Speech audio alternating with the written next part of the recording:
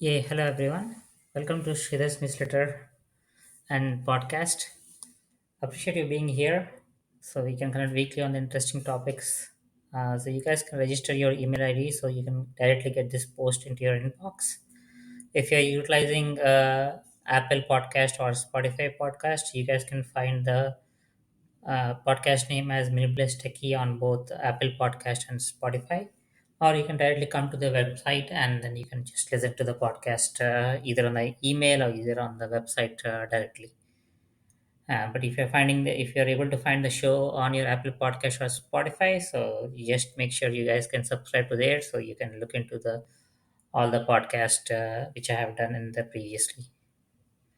So, yeah, mostly we'll be discussing in this particular podcast. I have not done maybe the last time I have done the video almost like 6 months ago.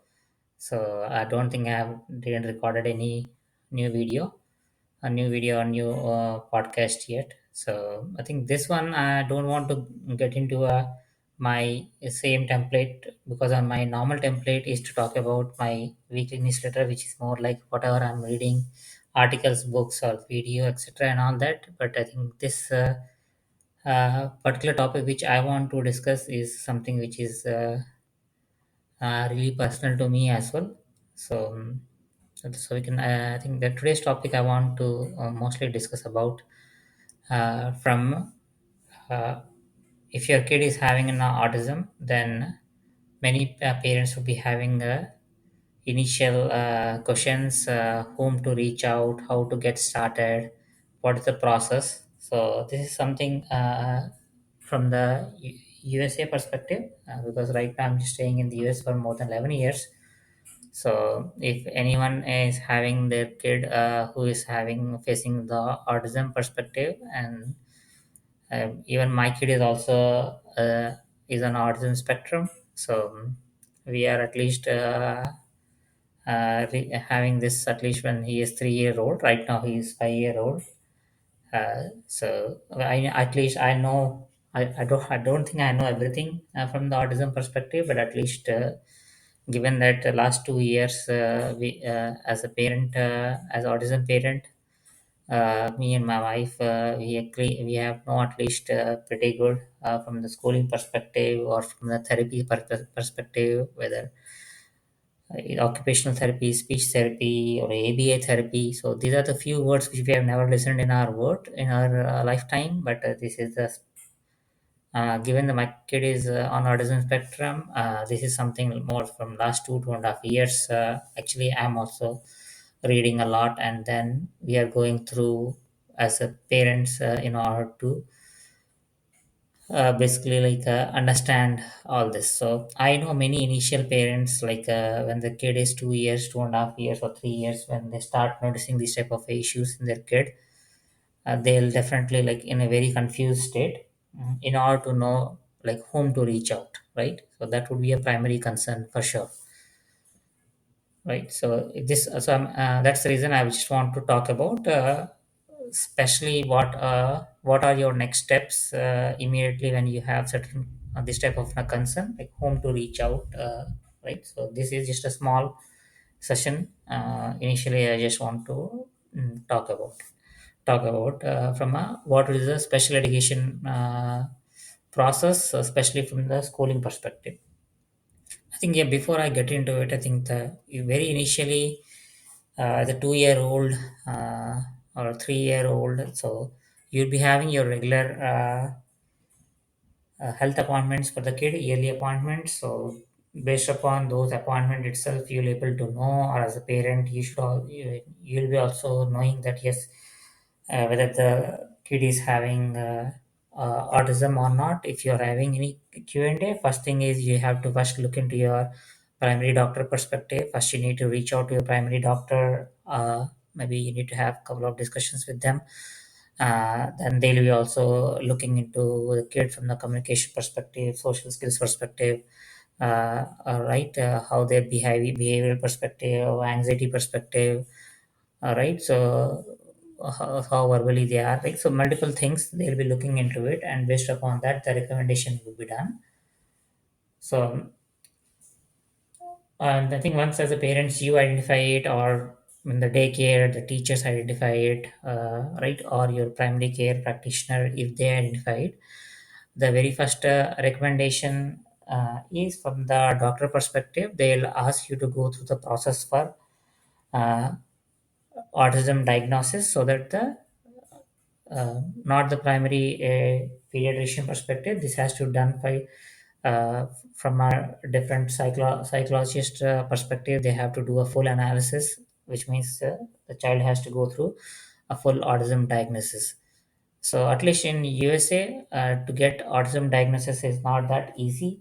It depends upon which state you are in, and at least in Virginia, where we are in US, it really have a more than 9 months, 8 to 9 months of a waiting period, which means like your kid is having an autism issue, but or but in order to have this full diagnosis done, to really know what type of an issues, because autism is just one type of an issue, so there might be a different issues which the kid might be facing, right?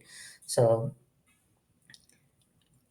getting that type of an entire diagnosis is definitely a must. So please make sure you get into a waiting list, call multiple providers to make sure who will be able to give you the very first appointment with a very less amount of waiting period. You can get that initial assessment done.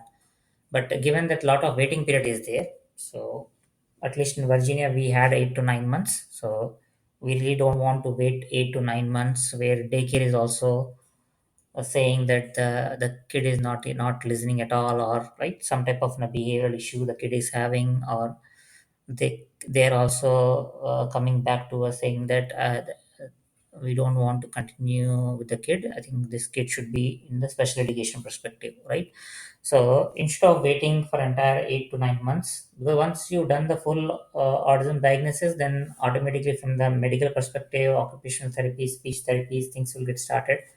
Or from a mental health perspective, the behavioral or health issue perspective, ABA therapies and those type of behavioral additional behavioral therapy sessions. So those medical sessions, behavioral sessions will automatically will therapy sessions will kick in. But much behind that, school actually plays a much is schools actually plays a much more important role in it. So that's the reason why I want to talk more from a school perspective, uh, because because irrespective of the kid is getting speech therapy or occupational therapy or ABA therapy, right? That therapies happens. It's not like kid is only having those. Kid will definitely go through preschool. He'll go through the kindergarten, first grade, second grade, third grade. And keep on, right? Yeah. So education is something will keep on going. So in today's topic, I just want to talk more from a what type of special education is actually available from the schooling perspective. Yeah. See, from a school perspective, the very first thing what we would need is you first need to reach out to someone in your county, something called as child find. So repeat once again, in your county you'll have something called child find. So every county had this particular office, child find. So you guys can reach out to them and they'll definitely help you in order to get their initial assessment done. So this is not a autism diagnosis. This is more just from a school perspective. School will review the child from the social skills, etc., behavioral skills, etc., with their own psychologist, with their own behavior analyst, etc., and all that, and they'll come back with whether child would require from education perspective also, whether the child would require special education or not. So your very first step is to basically to reach to your county office and then know what is the child find, and try to call the particular office, and then they'll be giving you your very first meeting, so that you will able to go with your kid and meet there. They will do the very first hearing test, and then see very high level behavioral, and if they really believe that kid is having certain behaviors which are related to special education, then they'll give an approval for a detailed process, right? So that's, and so later on, I think once they clear the very first round and that the child find, They'll normally, what happens is a couple of sessions will happen with a different psychologist, with the behavioral analyst, social communication specialist. So 3 to 4 appointments happens. They talk to the parents, they visit child in a daycare, they visit a child in a school, right? So they monitor in these couple of sessions. So they almost like 5 to 6 sessions will happen, and then finally a report will be submitted to you, and then they will declare from a state perspective that this kid is do require a special education, right? So once that particular process definitely needs to done, and once the state declares, or the county declares that yes, this child requires special education, then they'll be mapped to a school based upon your address. And then once you're mapped to a school, then the school will have certain curriculum, which is more about an IEP, and we'll talk about what is IEP, which is more like an individual plan, learning plan for them, individual education plan, which is created from a individual kid perspective based on what type of issues they're having. So we'll talk more about what is that. But yeah, so I think school plays a major role because especially the school also have two different type of settings. General education is a where the regular all the kids goes to the school, and all the schools will have, at least based upon your locality or in, many schools will actually provide special education services as well.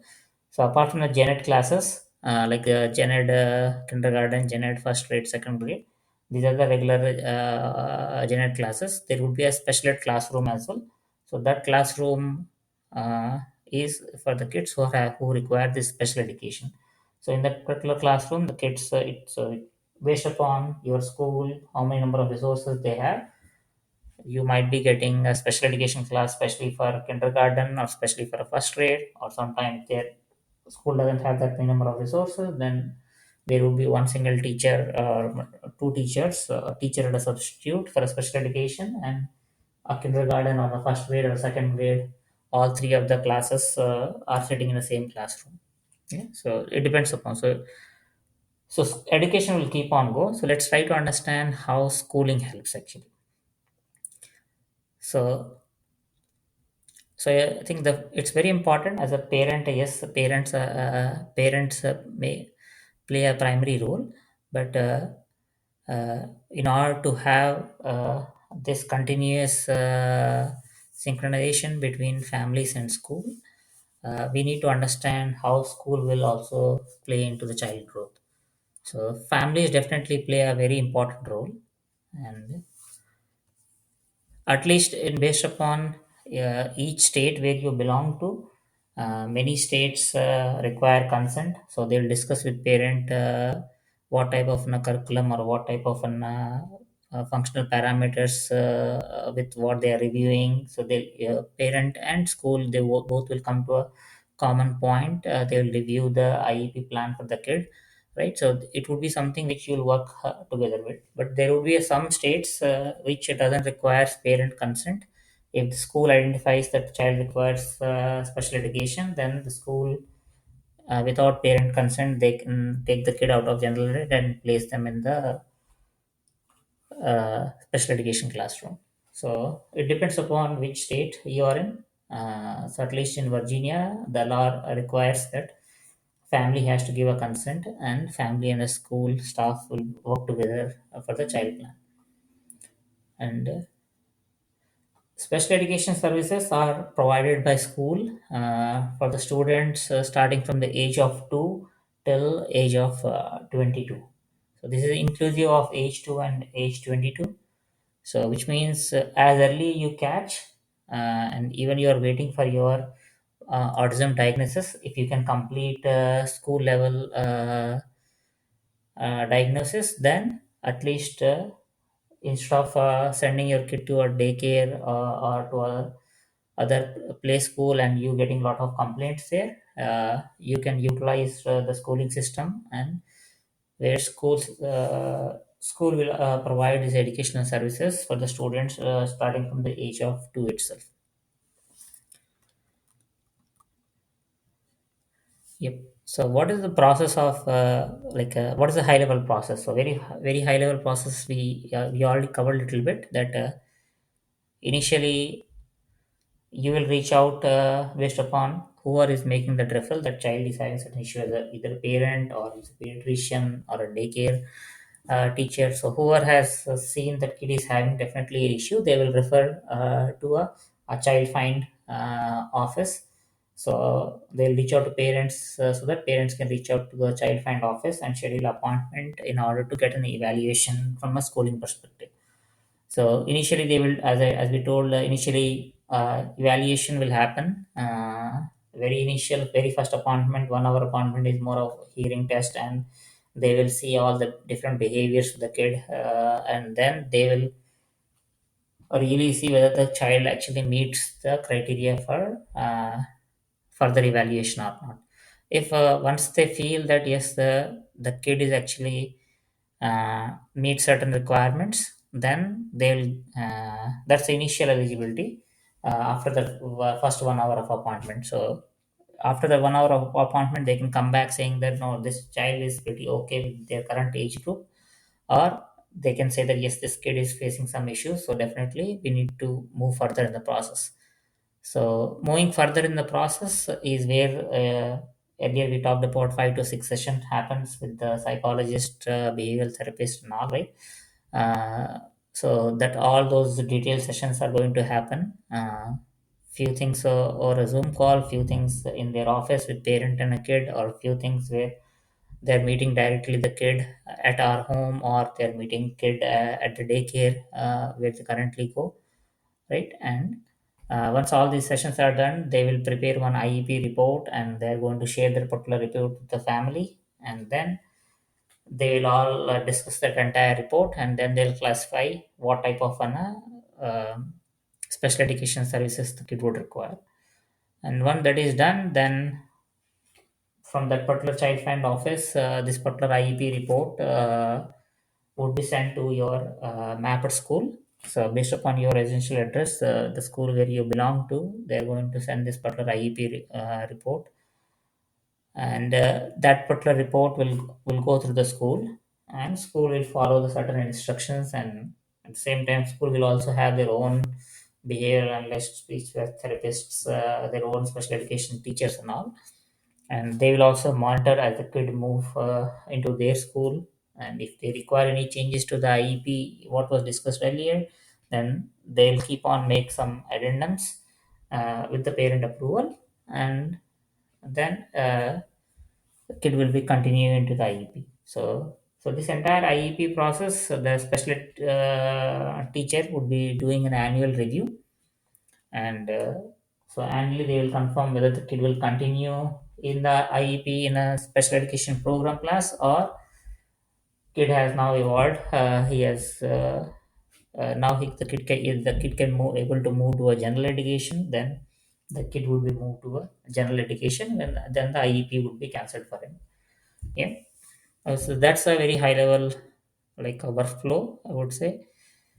How the kid get evaluated, gets eligible, and go through the IEP process, and gets that IEP report mapped to the school, and then school will follow that particular IEP for a period of a year, and then end of the each year they will make some assessment whether the kid continue to be in a special education setting, or kid is kid can now be moved to a generalized setting.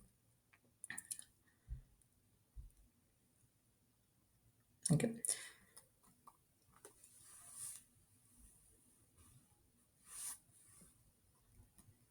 Okay, so then I think we talked about child find, reaching out to the child find. We talked about it, and I'm just thinking what else. Um Going through the school process, also we have talked about it. So school process perspective. So let's just talk about something like. I think yeah, I think we have already covered that aspect of it from school. So all these evaluations are actually done by county office or by school uh, at no cost to the family. Compared to that medical autism diagnosis, you have to do your copay and additional payments based upon your insurance plans. But this service from the school and from your county office is purely available for no cost to the family. So basically, all these evaluations will be done at beginning of the school year, and to confirm the kid actually meets the eligibility criteria, and then that would be sent to the new start of the school year so that the kid can start. So I'm not sure of the process where if a kid is really coming mid of the year, then what's the process? Because at least we get into this particular process somewhere in March or April, and by the time March or April, it's almost like a springtime, and then I believe summer holidays got started. So at least from a school perspective, preschool were actually started little as part of the new fiscal year for us.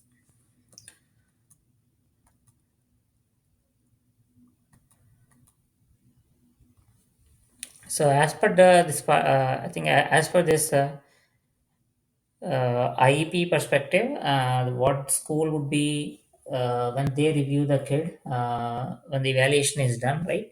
So that IEP, they'll clearly mention what type of issues the kid is facing, whether the kid is having autism. Even in autism, there is a what level, right? So that in level perspective, if you're looking for kid is having autism, then kid is level 1, level 2, level 3, level 4, level 5, whatever on the spectrum where he kid lands, that is something you do require a special medical diagnosis done from and but yeah, but they'll simply confirm that yes, the kid is having autism type of a disability, and that's the reason kid would require in a special education settings.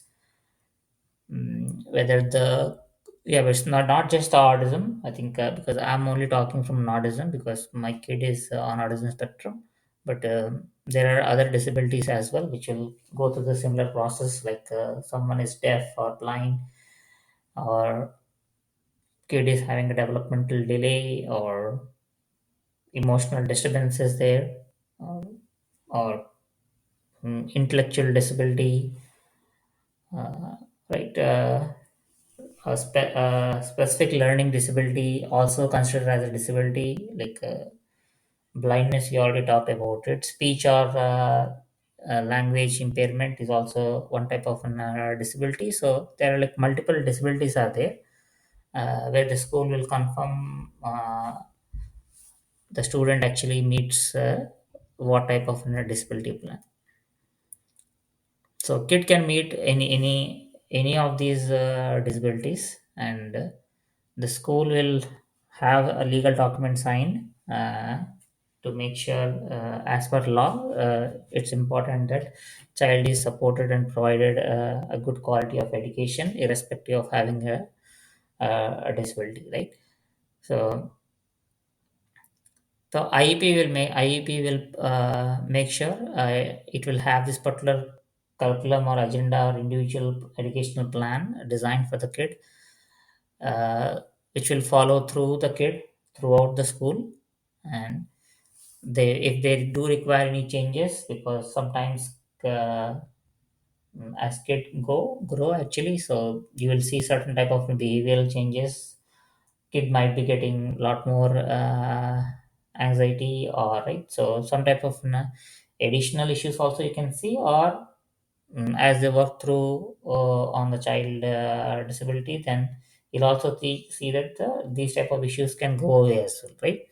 So it's very important that a review is happening thoroughly every month, every quarterly wise. Short term goals, long term goals should be defined, and based upon that, addendums has to get done so that uh, kid is getting his individual specialized education for him.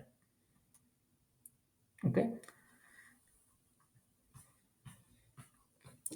So IEP is nothing but whatever so far, what the process or the issues or the type of disability, right?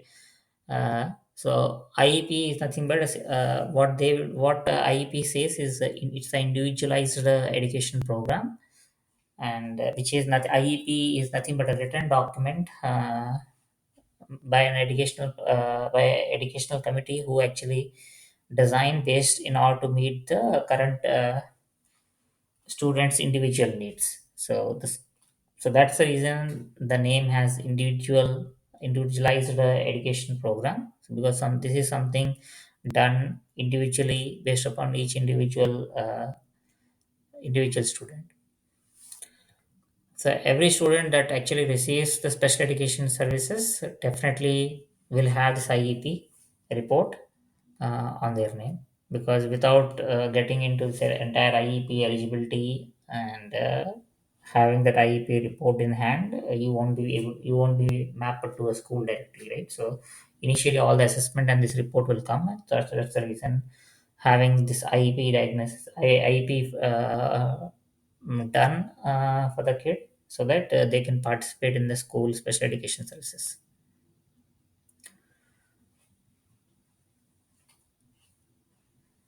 Okay, so I think we talked reached to county office. I think one more thing is something like when you meet these county office. I think uh,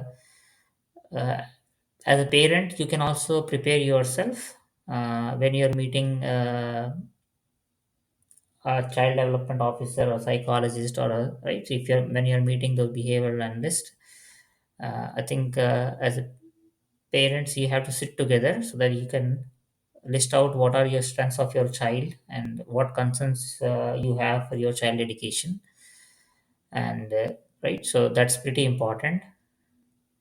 So if any uh, diagnosis is done outside of school, which is from a speech therapy or occupational therapy perspective, in the medical or mental health perspective, behavioral therapies, right? If any of these autism diagnoses are done, then we can share those type of reports as well, because that will actually fasten or help the committee to decide on the child IEP in a much more careful way. So So they will clearly discuss what would be the, because it's not just about the behavioral issues, because child's academic also should be in progress, right? So your child's academic and the development and the functional needs will also be discussed in that particular IEP, and your child's language, whether they speak English or they don't speak English because of the communication issue, and then the committee will decide whether they would require any assistive technology devices or services. So any communication needs which are needed, or even from a visually impaired as well, right? So if those type of devices or services will also be provided, and the yeah, there will be definitely you need to talk about what are your immediate concerns, right? Kid with behavioral issues, if they are like they're having like something like eloping, like they're running away and they don't know their own safety, right? So if that is your very highest concern, to make sure that you are listing those issues actually when you are meeting the child find office for your IEP discussions. So you can also clearly participate as a parent in that IEP.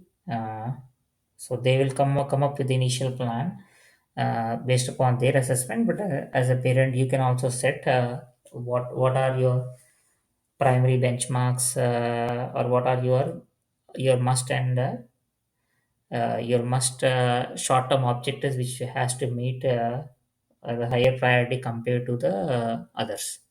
Okay.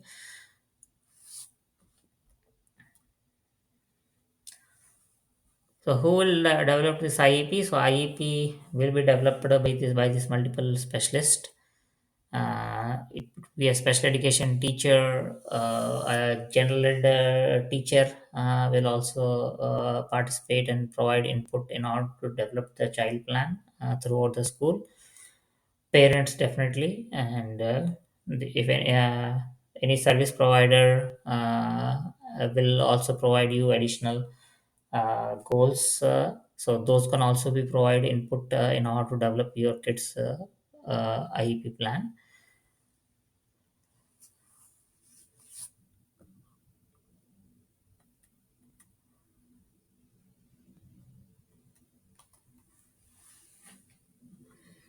Okay, I think yeah, I think once kid will get into this entire IEP, the education services will kick in. But so what would be the review, right? So annually, what will happen is annual review would be done. So IEP, what's been done is definitely reviewed once in a year, and all the goals will get updated. Parents and schools, parent and school, they both can request for an updated IEP during the year as well, and end of the year those IEP goals can get reviewed. If the kid is meeting all the goals and it doesn't require any further help in a special education perspective, then the IEP will get ended, and then kid would be moving to a regular general education setting. Else, end of the year, if kid would still require to meet certain objectives from IEP goal perspective, then there would be a continuation of an IEP, and it would get adjusted based upon the kid progress from the last year to the current year.